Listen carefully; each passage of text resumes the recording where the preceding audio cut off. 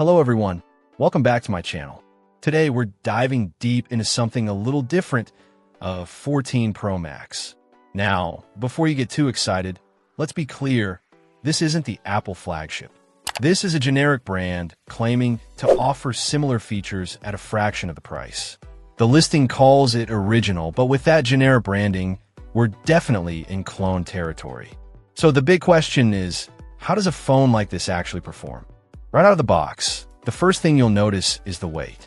At 240 grams, it feels substantial, similar to the real deal. The dimensions, 6.33 by 3.06 by 3.06 inches, also closely mimic the 14 Pro Max. It even boasts a triple-camera true depth system, Face ID, NFC, fast charging, and it's supposedly unlocked for any carrier. That's a lot of promises for a generic phone. We'll see how many it actually keeps. The listing mentions MagSafe and water resistance, but without official IP ratings or detailed specs. I take those claims with a hefty grain of salt.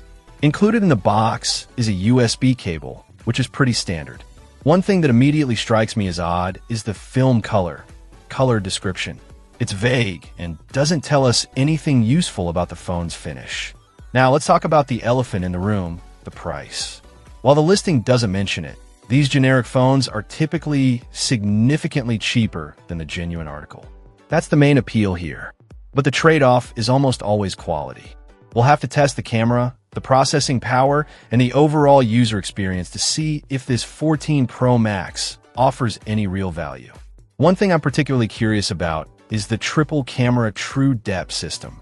True depth implies a sophisticated 3D mapping system like Apple's. But I'm highly skeptical a generic phone can replicate that technology effectively. The same goes for Face ID. We'll put these features to the test and see how they compare to the real deal.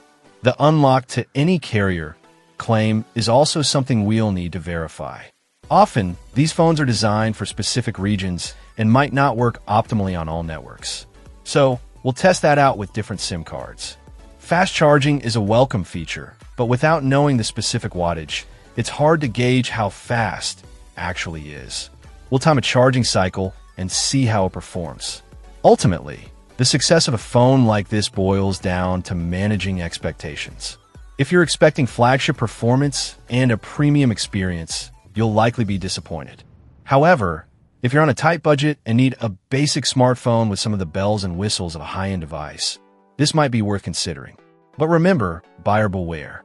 Thorough testing is crucial before you commit to a purchase like this.